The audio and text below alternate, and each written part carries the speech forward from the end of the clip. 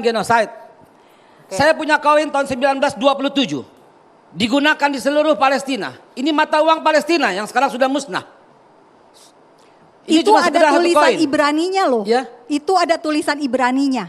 Boleh dicek, boleh saya cek. Ada. Terang aja masih Ibrani. Emang ada kenapa? enggak? Memang dengerin. Boleh nggak saya cek? Boleh nggak saya lihat? Memang jelas ini memang bahasa Ibrani kok. Yang ingin Anda sampaikan bahwa Dulu Palestina ada berusaha state dihapuskan. Palestina. Sekarang berusaha dihapuskan oleh Israel. Iya. Itu yang terjadi sekarang. Bener nggak? Ada tulisan bahasa Ibrani. So what gitu loh.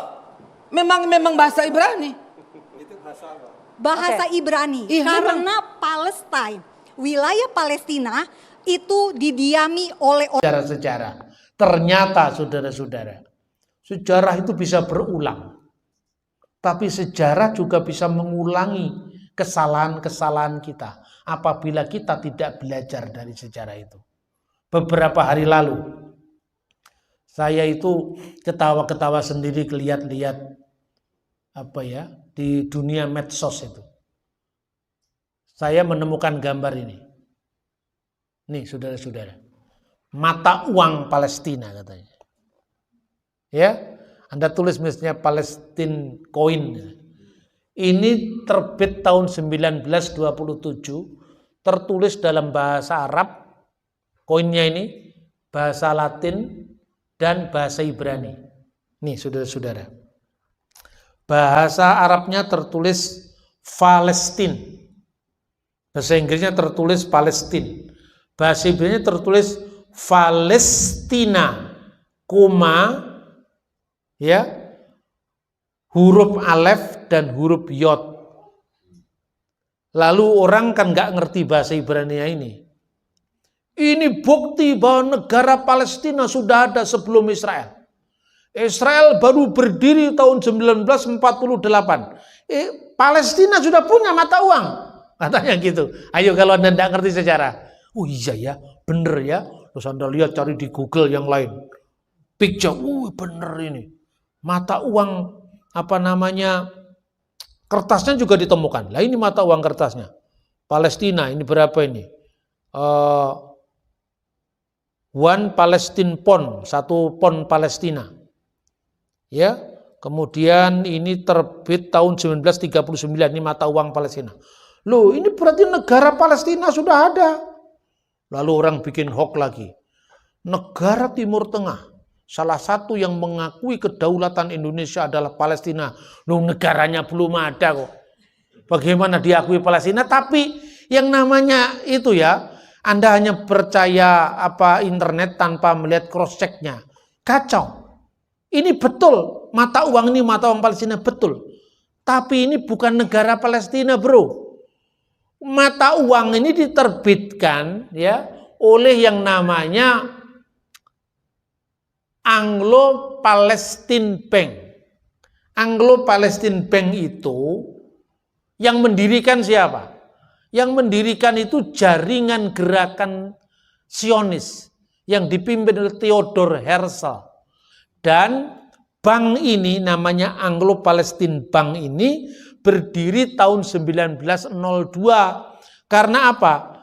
Dalam visi kenegaraan yang diimpikan oleh Theodor Herzl, pendiri Zionisme itu, kita harus punya bank, kita harus menguasai uang.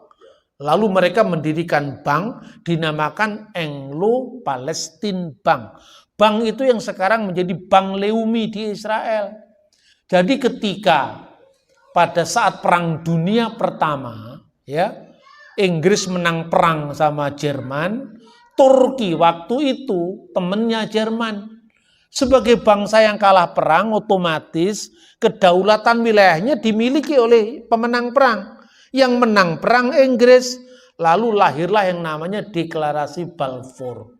Ketika Palestina, tempat yang namanya Palestina, teret Israel itu, di bawah mandat Inggris, inilah mata uang yang berlaku. Yang tanda tangan ya ini adalah orang mandat Inggris juga, ini tertulis di sini. Nah kemudian yang kedua orang lupa, ada di situ tertulis Ibraninya itu Palestina.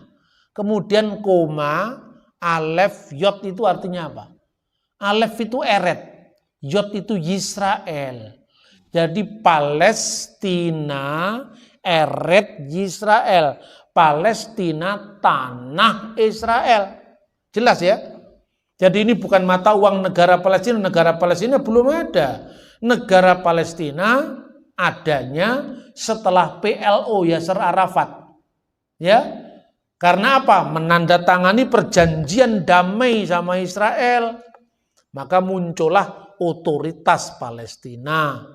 Tahun 2006 Hamas itu menang dalam pemilu di Palestina. Akibatnya Palestina pecah jadi dua. Satunya di bawah Mahmud Abbas, yang ini damai-damai saja dengan Israel, yang Hamas bermusuhan dengan Israel karena mereka tidak mengakui eksistensi negara Israel dari peta bumi ini. Kira-kira seperti itu loh kira-kira. Jadi benar apa enggak kita demo bela Palestina? Itu salah.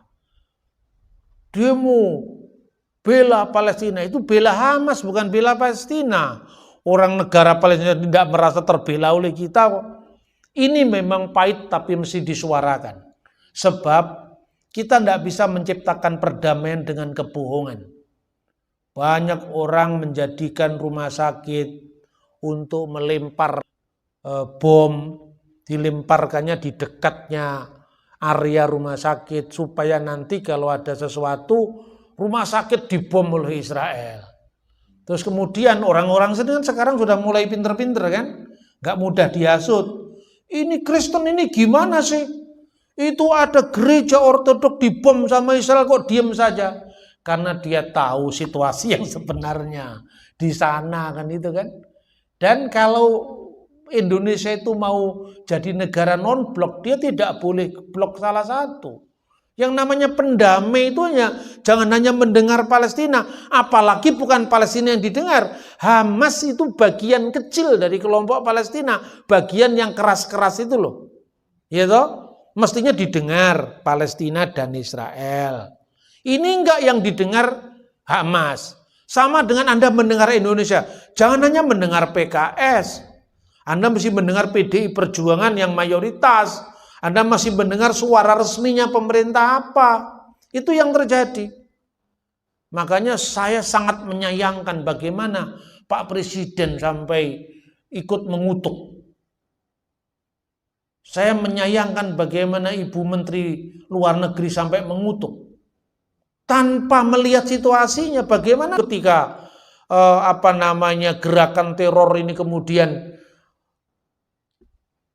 membunuh orang-orang sipil lewat itu Black Sabbath, itu hari Sabat yang hitam itu pada saat perayaan yang namanya Simchat Torah, yaitu Taurat yang diberikan kesukaan Taurat itu.